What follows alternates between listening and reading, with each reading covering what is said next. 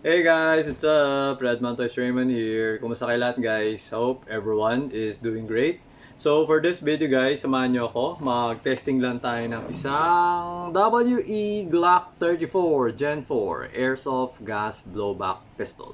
Okay? So, ayan guys. So, ito siya guys. So, pag bumibili kayo ng ganito, ito na yung kasama, manual. Tapos meron siya kasamang backstrap. Okay. So, kapag medyo pag kinuha kami yung grip, tapos sabay sabihin natin medyo naliliitan ka.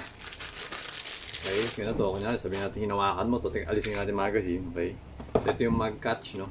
So, pag hinawakan mo to, tapos parang feeling mo, yung daliri mo to, lagpas-lagpas dyan, mga ganun. Pwede mo gamitin yung isang backstrap. So, yung backstrap, dalawa kasi yan. Isang makapal, saka isang manipis. So, pwede mo muna gamitin yung manipis. Tapos, kung sa tingin mong kulang pa din, di gamitin mo yung mas makapal.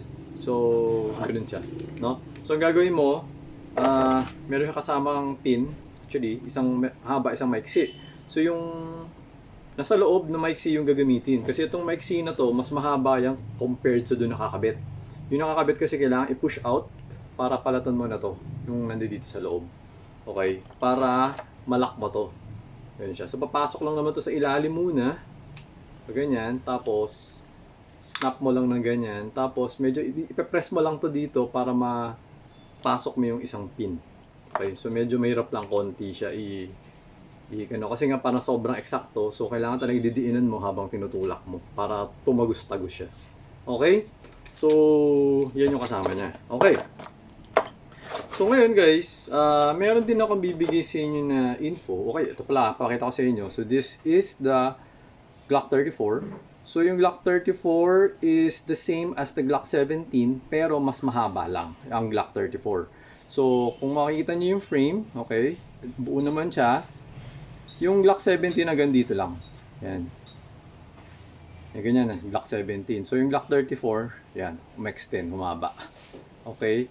So, kung makikita ninyo online, actually, meron nakasulat na the Glock 34 was made to fit the box. Parang ganun siya, no? Okay. Kasi nga, this was made for competition. Ang Glock 34 was made for competition. So, ngayon, meron akong box. Gumawa ako ng box. Okay. Ito yung box na ginagamit na panukat sa competition para malaman kung yung baril na ginagamit mo is pwede bang gamitin dun sa specific division na yun. Okay?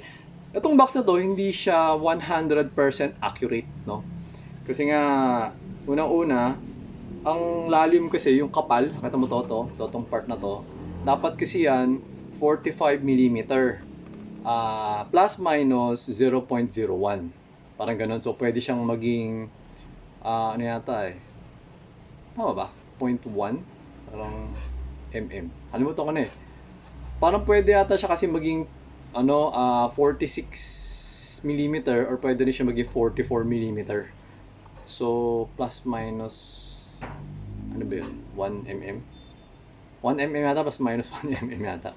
Okay? So, ayun. So, ito kasi nasa ano lang to 42.5. Kaya hindi siya 100%, no? Pero more or less, sinukat ko to, nasa ito, at yung haba naman na to, dapat to 225mm. 225mm is 22.5 cm. Tapos ito, yung haba ito dito, is 150mm. So that's 15 cm. Okay? So ngayon, papakita ko sa inyo that ito, pwede siyang gamitin sa competition kasi this was made to fit the box. Ayan guys. Okay? So ayan o. Maluwag pa yan actually. Ayan. May konting space pa. Kapag naglalagay ka kasi ng baril sa ganito, number 1, nakita mo yung slide. Itong slide. Oops. Ito kasi kailangan parallel to dito sa ibabaw ng box. So ganyan siya. So ayan, makikita nyo. Ayan, parallel. Ayan. So okay, ayan. So, nagagalaw ko pa siya, oh. Diba? So, pwede ka pa maglagay siguro ng magwell dito. Pero, hindi ka pwede maglagay na sobrang laking magwell. Kasi, pag nilagay ka na sobrang laking magwell, hindi na siya papasok. Okay, so yun yung ibig sabihin ng this was made to fit the box. Alright? So ngayon, pag sinabi kasing this was made to fit the box, ang division na to, dalawa kasi yung organizing committee pagdating sa mga practical shooting. Dalawa o tatlo. Hindi ako masyadong kasi pagdating kasi sa mga practical shooting, ang talagang committee talaga dyan is yung mga tunay na barel. Dyan talaga sila yung talaga yung parang, kumbaga, o kami yung talagang officer, parang ganun. Pero, meron kasing event sa pagdating sa airsoft na tinatawag na World Shoot, no? Parang tawag yata sa kanya is Action Air World Shoot, ganon. Ang nag-organize nun, IPSC. Okay, ngayon, pagdating sa tunay na barel, IPSC is nag-organize din siya ng mga competition. Ngayon, pagdating dito sa Philippines, ang kakolaborate ni IPSC si PPSA. So, PPSA stands for Philippine Practical Shooting Association. So, ang IPSC is collaborating with PPSA. So, ang rules ng PPSA is based on IPSC rules. Okay? Tapos, ngayon sa Philippines, aside from PPSA, meron pang isang organizing committee, which is PSMOC, PSMOC, which is Philippine Shooters and Match Officers Confederation. So, dalawa yung organizing group. Okay, isang PPSA, at isang PSMOC. So, si PSMOC, wala yata siyang usapan or agreement with IPSC. Magkaiba sila. Okay? So ngayon, pagdating sa mga barel, maraming division. Okay? So merong standard division. So magkaiba, no? So pagdating sa kumbaga kay PPSA, ang ginagamit ni PPSA is standard division. So sa standard division, wait, meron pang explain, no? Teka lang. So standard division, tapos kay PSMOC, ang gamit ni PSMOC, stock high cap. Yun yung gamit niya. So, equal yun. Tapos pagka kay PPSA, pag yung mga, kasi siya it's more on, para hindi lugi. Para hindi lugi-lugi. Kumbaga, for example, ang baril ng isang competitor is yung mga 45 na caliber na single stock. Kunwari lang. Like yung mga baril ni FPJ, yung single stock yung manipis, wala akong magazine dito. Yung sa isang magazine niya, 8 lang yung bala. Okay? So, single stock ang tawag doon. Tapos, kunyari, meron namang baril, gumagamit, Glock. Ang Glock, di ba, 17 yung bala. So, pag naglaban ang 1911 at saka ang Glock, medyo lugi yung 1911. Kasi nga, 8 lang yung bala niya sa isang baril niya. Tapos, malakas yung recoil niya, di ba? Tunay pinag-usapan tunay. Okay? 8 lang So, syempre, mas madalas siya nag-change mag. Tapos, yung recoil niya, mas malakas. Kasi nga, pag nagdo-double tap ka, di ba? Boom, boom. So, sa kanya, mas malakas. Tapos, yung Glock, 9mm lang, mas maliit yung bala, mas mahina yung recoil.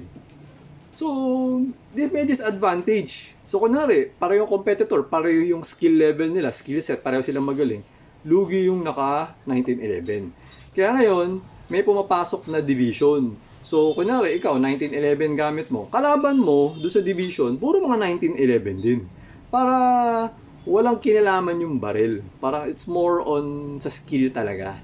Ganun siya. Okay? So, pagdating sa mga division, ganun siya. Okay?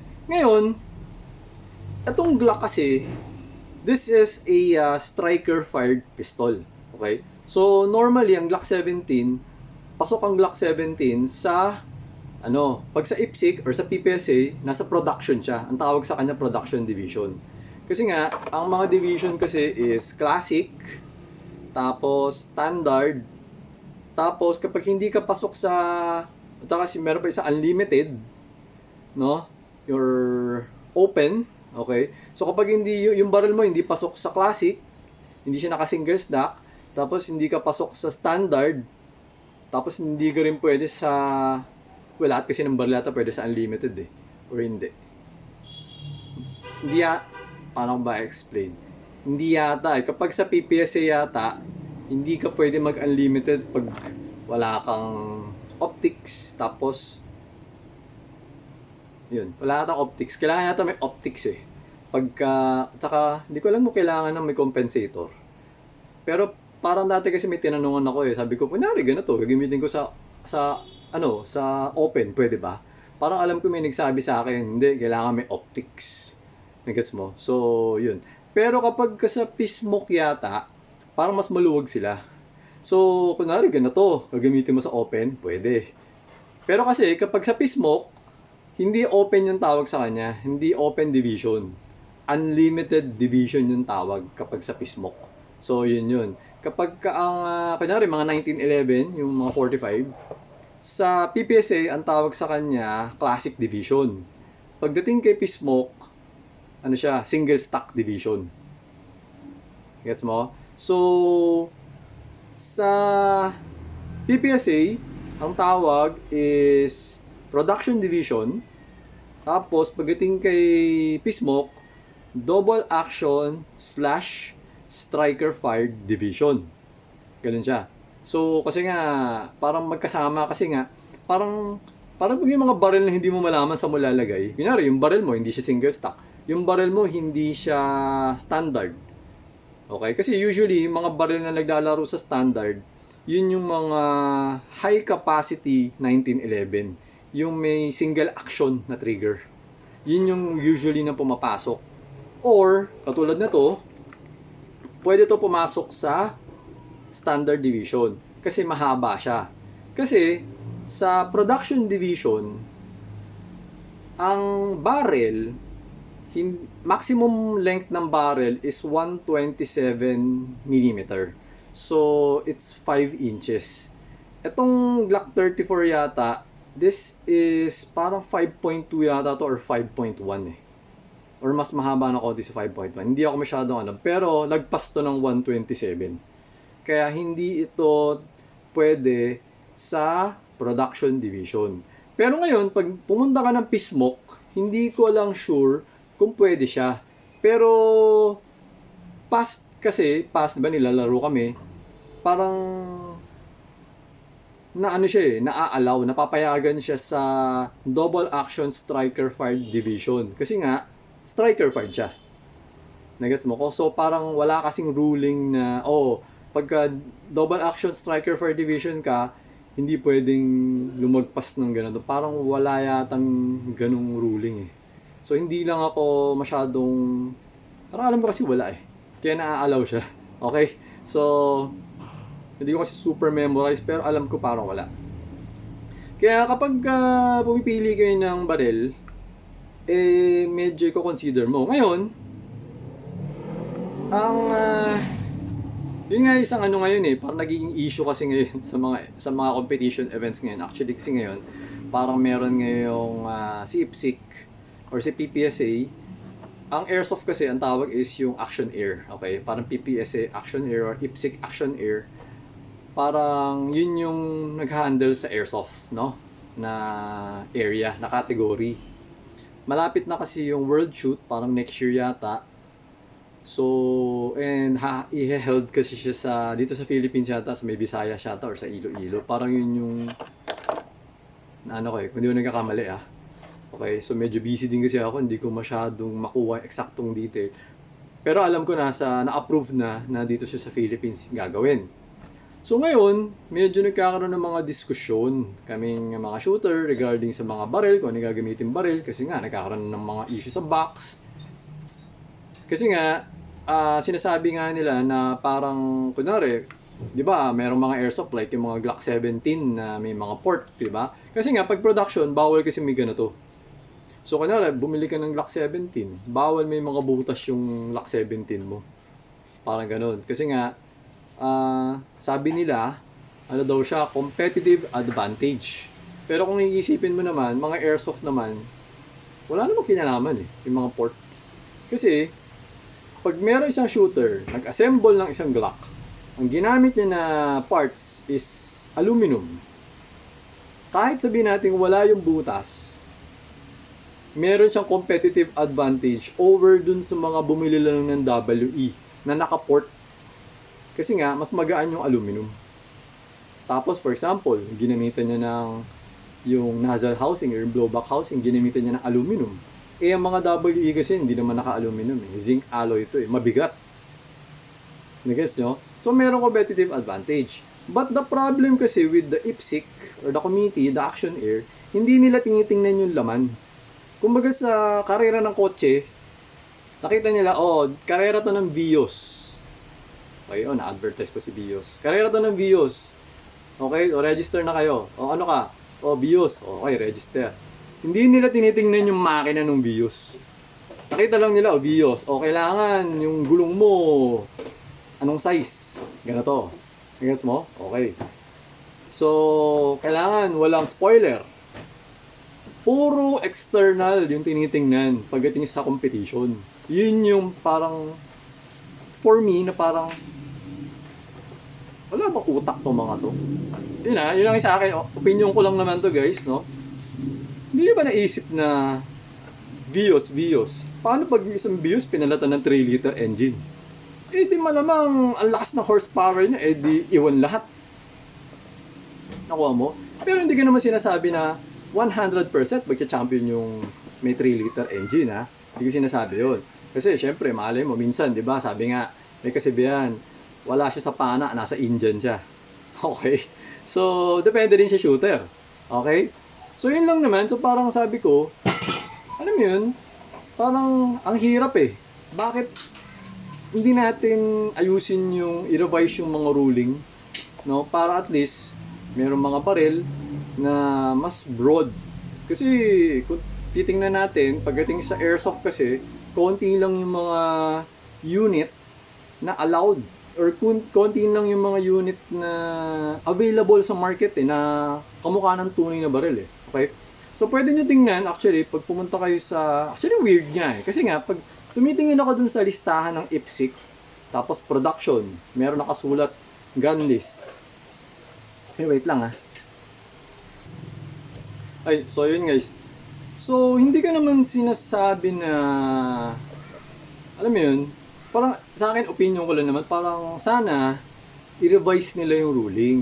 Kasi minsan, alam mo yun, minsan kasi meron kang makikitang airsoft gun na, uy, okay to. Pasok to for production. Pero, makikita mo, may port, may butas yung slide niya. May konting butas. Tapos sabihin sa'yo, hindi na pwede yan. Konti lang maliit lang na butas. Sabihin sa'yo, hindi na pwede. So alam mo yun, parang, pero yung baril na may port, eh, hindi yun siya naka-aluminum. Parang zinc alloy lang siya. Parang ordinary lang yung mga parts sa loob. Hindi siya naka-upgrade. Like yung mga halaga niya, wala pa siyang 10,000. So, parang, alam mo yun, parang ang weird lang, no? So, parang ang mangyayari, parang kailangan mong, parang, kasi pag tinignan mo nga yung list nung barrel sa IPSC, merong website eh, pwede nyo i-google, IPSC Production Gun List. Makikita mo doon, daming brand, tapos ang daming model. So, meron ako mga iba nakikita mga model. Yung ibang mga model, may mga nakikita akong port na maliliit eh. Kaya sabi ko, ba't ito may port naman? Tapos, yung Glock hindi pwede lagyan ng port. Parang weird. Nagets nyo? Tapos, ito ba yung malupit? Sabi, di ba, bawal lang may port na slide. Ang Beretta M9, pwede. Tingnan mo kung ano klase yung slide ng M9 na Beretta. Di ba? Yung barrel nasa ibabaw, tapos yung slide niya, halos skeleton lang yung slide eh. Wala nang ka-slide-slide, di ba? Nakita mo parang barrel, tapos nasa gilid lang. Sobrang lightened yung slide ng Beretta M9. So parang, what? Kaya ako parang, mawiwirdoan kayo, parang, ba't ang gulo ng ruling nila? Hindi ba nila naisip na, hayaan na nila kung gusto may mga ports, basta, pwede natin sabihin, walang magwell. Okay, walang magwell. Tapos, alam mo, pinagbabawal pa nga yung stippling eh. Yung stippling, yung parang, hindi ko alam eh, kung paano ko ma-explain yung stippling. It's like parang kunwari, ito naman, nakikita nyo, may mga dot-dot, diba? Out of the box kasi yan, ganyan. So, kunwari, niliha mo yan, sinandpaper mo yan, so magiging pantayan, diba? Tapos, parang gagamit ka ng mainit na something, lalagyan mo ng design. Parang ganun, para maging, i-customize mo siya, bawal na yun. So parang, Alam mo yun, parang ang weird. So, ayun lang. So, if ever lang, no, na kapag sasali kayo ng mga competition, siguro i-research nyo yung barrel na gagamitin nyo. Yun lang naman yung sinasabi ko kasi nga medyo mahigpit nga ngayon. Okay? Kahit na ako medyo nasi-stress ako eh. So, dun sa part na yun. Kasi nga, ganun nga siya. So, we just have to follow kasi sila yung governing organizing committee, wala naman tayong magagawa doon, di ba? So, if ever nasasali kayo ng competition, kung po pwede, kunyari, bibili kayo ng barrel, kung yung balak nyo, tanungin nyo yung, kung sino kayo bumibili, kung kanino kayo bumibili, tanungin nyo, sir, balak ko kasing sumali ng airsoft practical shooting eh. Pwede ba itong gamitin? O ano bang, kasi mamaya, pero kasi mahirap din eh, mamaya, budol yung kasi minsan maraming seller, budol kung ano-ano pinagsasabi. Pero, basta if ever gusto nyo sumali siguro sa competition try and do research. Okay? Kasi for example, bibigyan ko kayo ng example. Yung Pit Viper. Okay? Actually, medyo complicated nga rin yung Pit Viper. Kasi nga, sinasabi ng iba, pwede. Sinasabi ng iba, hindi. Okay? Kasi nga daw, parang barrel weight. Pero, di ba yung Pit Viper, may compensator yung pinakaharap. Pero sa airsoft, alam naman natin, wala namang usok eh. So, hindi siya nag-work. So, parang yung iba naman, nga, katulad ng sinabi ko kanina, di ba, tinitingnan yung external eh. Hindi tinitingnan yung loob eh. So, pag nakita mo yung Pit Viper, meron siyang port eh, compensator eh. So, hindi na pwede? O pwede? So, ako nalilito, pero hindi kasi ako standard shooter eh. Hindi ako stock high cap shooter. So, parang, hindi ko ma-verify yung part na yun. Glock shooter kasi ako, Glock yung ginagamit ko. So, medyo dun ako sa Glock nahihirapan. Kasi nga, yung barrel na ginagamit ko ngayon is ay Salient Arms International BLUS. So, meron siyang maliit na magwell. Tapos, meron siyang port, yung yung slide. Pero, all stock lang siya. Ordinary na barrel lang siya. Nag-gets mo? So, pinalatan ko lang na fixed outer barrel. Yung inner barrel ko, stock pa din. Yung hop-up chamber, pinalatan ko lang siya ng aftermarket na hop-up chamber kasi nasira na yung stock. Yung trigger, hammer, lahat stock eh. Wala akong pinalatan. Yung iron sight, stock. Lahat na stock na. Ang napalatan ko lang is yung fixed outer barrel at saka yung hop-up chamber. Yun lang yung pinalatan ko. Tapos lahat stock. Ngayon, bawal siya gamitin sa production. Kahit na sabihin natin pasok siya sa box, hindi siya lumagpas ng 127mm length nung outer barrel. So, ngayon, yun nagkakaroon ako ng dilema. So, sabi ko, anong barrel? So, parang ang tendency, mag-shadow 2 lang ako. Ayoko naman mag-shadow 2. Parang wala. So, ngayon, parang napipilitan akong bumalik dun sa Glock 70 na Gen 4 na ginagamit ko before. Which ako naman, sabi ko parang, wala na ba akong choice? May mga nakikita akong barrel eh. Pero may mga port din yung slide. Kasi sabi ko, hindi rin pwede to kasi may port eh. So, yun lang naman yung nagiging dilemma ko ngayon actually pag sa barrel. Okay? So, ayun lang guys. So, for this one, okay, sa P-Smoke, hindi ko alam kung saan kayo papasok. Ngayon, pagdating sa IPSC, kapag gagamitin mo to sa World Shoot, if ever, sa Action Air, definitely, hindi kayo papasok sa production. Definitely, kayo, standard kayo kasi nga, mahaba to. Ngayon, pagdating naman kasi sa standard, okay lang kahit may port yung slide.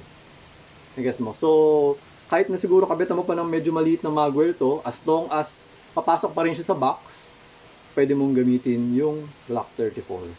Gen 4 for Action Air. Okay? So, hindi ko alam kung yun. Siguro, update ko na lang kayo pag meron pa akong ibang info on airsoft practical shooting. Okay? On Action Air. So, yun lang yung masabi ko sa ngayon. Okay? So, eto guys, testingin na natin. Okay? So, ayan nga. This is a striker fired. So, pistol. Hindi siya double action. Okay? So, yun lang. Medyo mahirap yung part na yun. Okay? So, ayun. Kaya nga minsan, di ba, kaya nga, pag nagtatanong kayo sa akin, di ba, iba naghahanap sa akin yung mga, sir, meron kayong yung High Kappa Dragon, 7 inches. Yan. Wala. Kasi nga, hindi mo siya, pwede mo siya gamitin sa competition, pero alam mo yun, ang bigat niya sobra kasi ang haba niya, di ba? Tapos ang bigat niya. So, ang kalaban mo, lumalabas kasi, pag ginamit mo yung High Kappa Dragon na 7 inches, o kaya yung mga 6 inches. Meron ako 6 inches eh. Meron tayong mga binibenta 6 inches, no? Para dun sa gusto ng mahaba. Pero actually nga, pag ginamit mo nga yung 6 inches, medyo lugi ka na rin nga, actually. So, isipin mo, mabigat yung ano mo eh. Sobrang bigat yung harap mo eh. So, mga kalaban mo na naka-unlimited, dito yung mabigat sa kanila, dito sa part na to. Tapos parang yung barrel lang naka-extend. Lugi ka, mabagal ka. Siyempre, pabilisan dito eh. Tapos gamit mo, ganun. Kaya, yun yung dahilan kung bakit wala ako noon. Kasi nga, medyo nakafocus ako sa competition side. Hindi ako nakafocus dun sa, o basta may airsoft ka lang. Nagbebenta ka lang ng airsoft. Hindi siya ganun.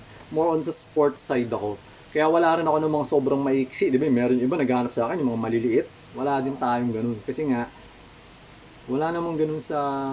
Well, pwede mo siya gamitin sa competition. Pero alam mo yung lugi ka kasi, syempre, pag maiksi yung barrel mo, mahina yung FPS mo, saka less accurate. Kasi nga, yung barrel yung nagdadala dun sa accuracy kasi dun dumadaan yung ano eh. Dun dumadaan yung BB eh. Kaya nga, mas accurate ang 34 compared sa 17. Kasi nga, mas mahaba yung barrel niya. Yung inner barrel at yung outer barrel. Tapos, mas malakas din ang mga Glock 34 compared sa Glock 17. So, syempre, pag meron kang binabarrel na plate, pag binaril mo yung plate, mas matutumba yung plate. Parang ganun. So, ayun. Okay. So, ayun siya guys. Kaya medyo, yan ang dilemma ko ngayon actually. So parang, ano, wala. Kung maglalaro ko, Glock 17 ulit. Wala akong mahanap na baril eh. Okay, parang, mag-shadow 2 eh. Mag-shadow 2. 1, 2, 3, 4, 5, 6, 7. Nalagyan natin 7. Okay? Okay. So, ito.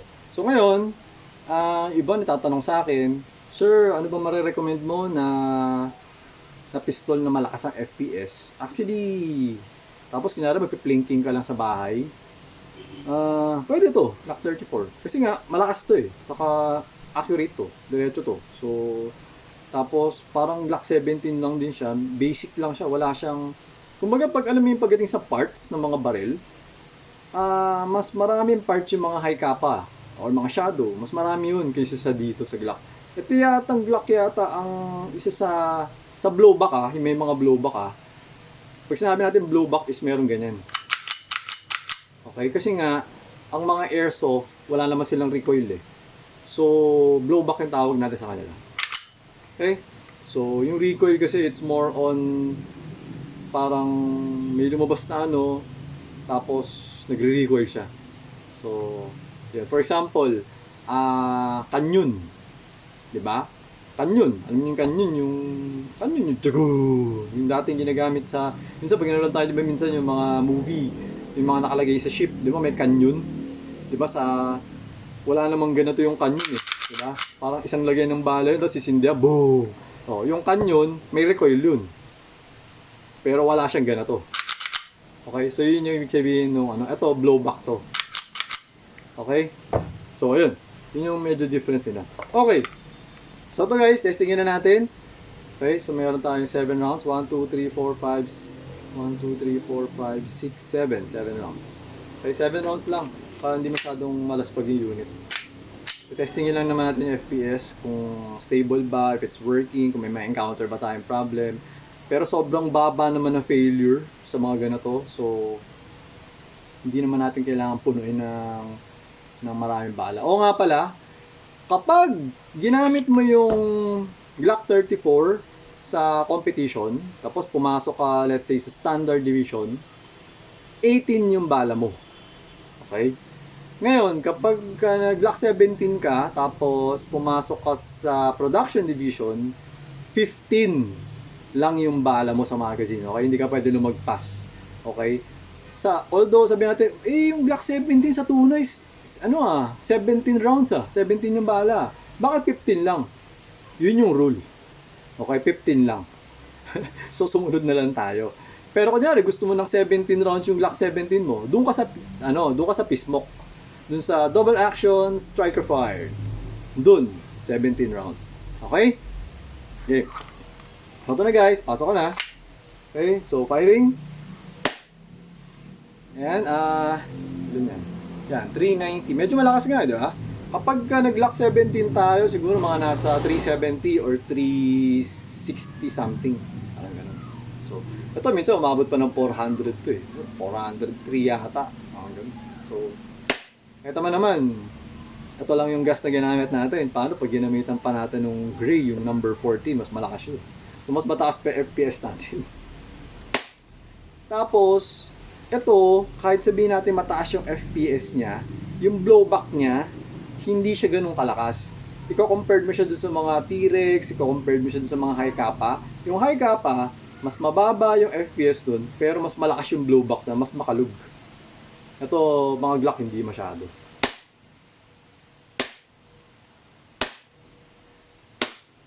Okay? So, pagdating sa blowback niya, or sa recoil, wala akong napansing kakaiba. So, ngayon check natin, yung 357. So, it's on the 7th shot na. So, normal, di ba? Pababa as you keep on firing. Okay? So, ayan, nag-open chamber ang unit. Wala nang bala. Okay, so basically, testing natin to para kay Sir Jed. Okay?